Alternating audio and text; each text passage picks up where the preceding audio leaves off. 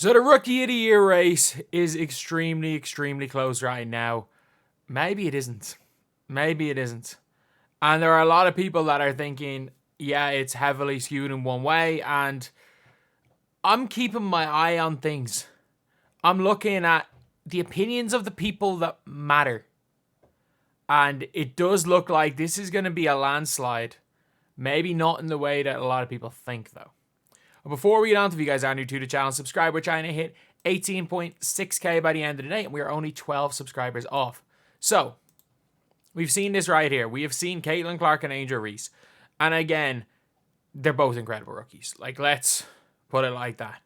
People in my comment section really want me to take a heavy stand and belittle one or the other. And at the end of the day, there are completely valid reasons if you like both of them. Who is my Rookie of the Year? It's Caitlin Clark. I think Caitlin Clark is going to completely revolutionize the game. But my logic of it is that Angel Reese is better at what has been the traditional WNBA game, the grinded out, physical, post-centric game, whereas Caitlin Clark is going to revolutionize the entire game. But the people that matter, the WNBA experts, as I said in the video yesterday, what they know about basketball is the old WNBA. The people that matter, what they know is what has historically been the WNBA. And I think if you were to ask any fan who is a new fan of the WNBA, unless you're taking some sort of bias out of it, like if there's a new fan, if these were both like, if both Caitlin Clark and Angel Reese were green aliens from the planet Dagobah and they just played basketball, a new fan, 99 out of 100 would say Caitlin Clark is the MVP. But if you took a traditional MV or WNBA fan, and again, you can't see the look at them, they are just, again, it doesn't really matter what they look like, they would all say Angel Reese is the MVP, or say he's the Rookie of the Year, because, well, it is traditionally what they enjoy in basketball. And I was looking through, there is one outlet, the only outlets, I say one because I think Sports Illustrated, and this is 10 days ago. In the last 10 days, there has not been a single outlet that has ranked Caitlin Clark as the Rookie of the Year. Other than ones talking about betting odds. And specifically talking about betting odds. There has not been a single outlet that has been an opinion-based outlet that has ranked Rookie of the Year. And you want to know why that's really important? Because these are the people that get votes. These are the people that get votes. So, if you're looking right here, WNBA's could be over as incredible history is made. And I would have thought, okay, is this going to be about Caitlin Clark's triple-double? Nope. Basically, it's an article saying she set the double-double record for the WNBA, and that's actually the history, and we can ignore the triple-double. Shaq, who again, I don't know, I doubt Shaq is a vote. Shaq is out there talking about about Angel Reese being Rookie of the Year, posting on his Instagram. You've got an article, and this is the worst one. Caitlin Clark is heavy favorite for Rookie of the Year. It's the wrong choice. And you want to know what this article does? It argues for Rickea Jackson over Caitlin Clark at one stage. Like, it's not a big argument. It's not a big argument. Don't get me wrong. It's not a big argument. But it argues, it plays devil's advocate that actually Rickea Jackson is better. Like, what are we doing? What are we doing? Caitlin Clark, it's the wrong choice. It's the wrong choice. Like, what are we doing? And there's another article again that I couldn't find. I found it earlier. And it's somebody giving their opinion on the Caitlin Clark and Angel Reese. And it genuinely said, like, the article ended with, actually this was someone who said that their opinion was Caitlin Clark. The article literally ended with basically the point that I've been making yesterday with, in my opinion, Caitlin Clark is the MVP, but I'm not a voter. And from looking by big publications and a lot of former WNBA players, what they're saying, it is clear that it seems the voters are going to be on the side of Angel Reese.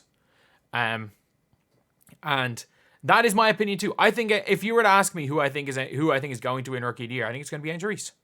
I think it's going to be Angel Reese because these two teams are going to have near identical records. If anything, there might be 2 games splitting the two of them. These two are going to be historically great. And it all comes down to what you prefer as a basketball player.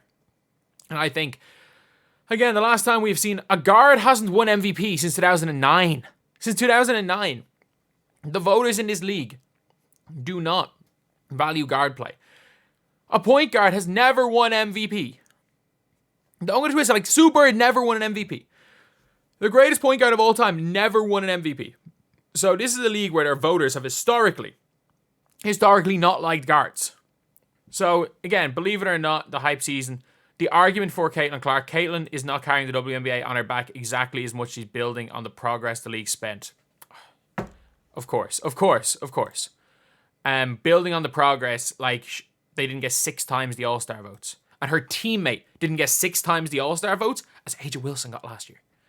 Her every move is scrutinized, often by those with an agenda beyond basketball, and as with every rookie, opponents work tirelessly to shake her up. This isn't the argument for. This is just criticism. But Clark has genuinely handled the limelight well. She just became the first rookie to get a triple-double. Her prestigious playmaking ability for display should only get better from here, so her case for rookie of the year should get stronger. The argument against Clark hasn't been that good. Clark hasn't been that good. Her 39.3 shooting percentage is worse than her average in college. Just give me 1 second. If you want to talk about shooting percentages, I'm going to bring up Jewel Lloyd. People don't shut up about how great Jewel Lloyd is. I'm going to bring up Jewel Lloyd's shooting percentages. And again, this is a league where guards struggle to shoot. And heck, you have to take into account true shooting percentage because she shoots a lot of threes. Like, considering the fact she shoots over 33%. Like, before Saturday, she shot an ugly 33% from the field in the 4 games, turned the ball over nearly 6 times a game. Basically, they just said, you know when they beat the Storm? And she was 1 rebound off a triple-double? She was 1 rebound off a triple-double and was responsible for 44 of her team's 48 points. They have said that is an ugly performance. Let's not get twisted. An ugly performance. By that logic, I mean, Angel Reese had a pretty ugly performance, being 10 assists off a triple-double yesterday. For now, like, basically, the argument for Caitlin Clark, half of it is a criticism. So this is all just Clark's not that good. The argument for Angel Reese is simple. Angel Reese has been the best rookie up to this point in the season. The 6 foot has been dominant as rebounder, calling card going back to LSU. The argument against, it's not a very good one. Reese should be the front runner, even though the markets are slowly warming up to the idea of someone other than Clark winning this reward. Like, this is one of those awful things that make it seem like it's not close.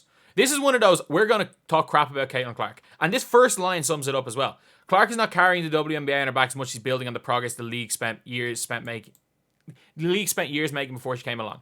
You do realize, based on the growth year on year, we're taking the league 10 years without Clark to reach the point it is right now. Look, if you want to argue that Angel Reese MVP, cool. Like, again, A'ja Wilson is way better than Caitlin Clark. Even the biggest Caitlin Clark fan will tell you A'ja Wilson's better than Caitlin Clark. Caitlin Clark is carrying the WNBA on her back. Let's not get it twisted. A'ja Wilson's the best player in this league, but Caitlin Clark is carrying the WNBA on her back. Let's just not get it twisted right here. She is 100% doing that. So this article is completely egregious. Shout out The Guardian. Shout out Alex Kirshner. Has this person talked about the WNBA before?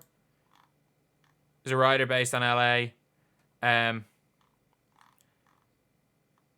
In fairness, Nikola Jokic MVP yet against the Warriors Nuggets struggling in the playoffs, 9th of May. They did not. They lost to a really good team. And then here, from MSN, you have Angel Reese at number 1.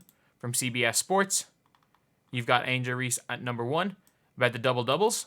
And this is again after the triple-double. Despite going 5 of 14 in the field, she flirted with a triple-double with 15 points, 9 rebounds. Okay, sorry, this is before the triple-double game. Even though it said 3 days ago, this is before the triple-double game. But still, I think that changes nothing because, again, Angel Reese was equally as good against Seattle Storm. I'm not going to say it. Like, and again, she goes despite going 4 of 14 from the field.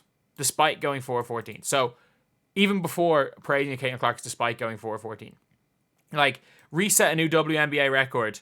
She registered 10 points and 16 rebounds in a loss. So, I just want to bring up this game. Because if you know anything about this game specifically, I'm pretty sure. And again, so Angel Reese sets the double-double record in a game. In a game, she has 10 points because Nafisa Collier intentionally fouled her. And again, look, this is the worst part is that this is becoming a knock on Angel Reese because this is the Jordan and LeBron debate where if someone's going to criticize LeBron for dumb reasons, you're going to criticize Jordan for dumb reasons. And this is the thing where it's like Angel Reese has been incredible rebounding wise. Angel Reese was 4 of 16 in that game. She was 4 of 16. She was 4 of 16. She shot the ball 16 times. And again, let's not forget, this was the game where this happened. Where's the fourth quarter? Where's the fourth quarter here? This is the game where... Where is it at the end of the game? There was the Reese miss putback. Reese miss putback. Where did that happen again? Yeah. Reese rebound. Reese miss. Reese rebound. Reese miss. Reese rebound. Reese score. Like, it was the game. It was the meme game. But apparently they're going to talk about Caitlin Clark's shooting percentage, but they're not going to talk about her shooting percentage in a loss. She lost. And Caitlin Clark won. And you're going to criticize Caitlin Clark. And this is where it becomes disingenuous. This is where it genuinely becomes disingenuous. Who will win Rookie of the Year? On any given day, it's a toss-up. And look, and this is genuinely one where it is... They play fundamentally different positions. I don't mind this one. This is like interbasket.net. This is talking about how Rookie of the Year is chosen, who are the best rookies, what both of them have done well, and then at the end, I don't even mind this. In the end, it's just like, I would vote for Reese. Her consistency in the interior dominance has been a surprise and something we haven't seen before. That's fine. That's fine. This is literally an article where it's like, okay, yeah, Caitlin Clark's been great. Angel Reese has been great. This is why I consider one person to be the Rookie of the Year. And I think that's the way it should be. But we're just looking at it being like, yeah, Angel Reese can shoot 25% from the field, but it's okay. That's okay. Caitlin Clark, you can shoot badly from the field. Nah, you suck. You suck. But like, true shoot, and I've genuinely heard people saying true shooting percentage doesn't matter. Do people not realize that a three-pointer is worth an extra point? Like, these WNBA fans are like, well, their field goal percentage is the same. Well, Caitlin Clark gets an extra point for more than 50% of shots she takes. Do you not understand that? Do you not understand that? People just don't understand. People are just dumb. And then again, the Athletic, I think, got Angel Reese at number 1. So this Rookie of the Year race, I'm just saying this, from the people that matter, which are the journalists, which are the media members, which are the WNBA experts, which are the former players, for the people that matter. Almost all of them are saying Angel Reese is the Rookie of the Year. Almost all of them. Some completely fair, just prefer Angel Reese, and that is fine. That is fine. I don't think so. If I had a vote, which I don't, I would say Caitlin Clark is the Rookie of the Year. I would say Caitlin Clark's the Rookie of the Year. I think in general, a lot of them just put more value in post players. And I think the vast majority of WNBA players themselves have put more value in post players because historically the league has valued post players more than it's valued guards. But I also think that there's a lot of let's try make Caitlin Clark look as bad as possible. Like, no matter how good she is. The article, by the way, saying that Caitlin Clark has not been that good was written after the triple-double. After the triple-double. So, yeah. Angel Reese is going to win Rookie of the Year. Like, I think it's very, very unlikely Caitlin Clark wins. Because you can see by the betting odds, there are some bookies that have it down to 2-1. They have it down to Caitlin Clark at plus 200. I know on some of them she's like plus 350, some of them plus 600. But she was plus 1,000 a week ago. Angel Reese was minus 1,500 2 weeks ago. This is closing. And this is almost like if you've seen the odds through the first half of the season, with Chet being the huge favourite and then Victor closing and then pulling away. I think by the Olympic break, it's going to be a dead heat. It's going to be an absolute dead heat. And yeah, that's just my opinion. The reason why my opinion is because I'm looking through publications. I'm looking through everything. And basketball fans who are new to the WNBA game are all on the side of Caitlin Clark. But everyone that matters for who the Rookie of the Year is appears to be on the side of Angel Reese. And look, it's not even a robbery. Look, it's not a robbery. I think Caitlin Clark deserves the award, but at the end of the day, if Angel Reese wins, it's not a robbery at all. She's been historically great as well. She's just been historically great at what WNBA has historically valued. So, look, I think when it's all said and done, Caitlin Clark's going to have the better career. I think Caitlin Clark's going to have the better rookie season. But I think this is going to be one of those awards that Angel Reese wins, and we look at in 10 years down the line and talk about it like it was a robbery. But still, it could end up being the opposite. Angel Reese could end up being a superstar. Caitlin Clark could win, and people could talk about it in 10 years' time if it's a robbery if Caitlin Clark doesn't get the right pieces around her. Who knows? Either way, that is the Rookie of the Year.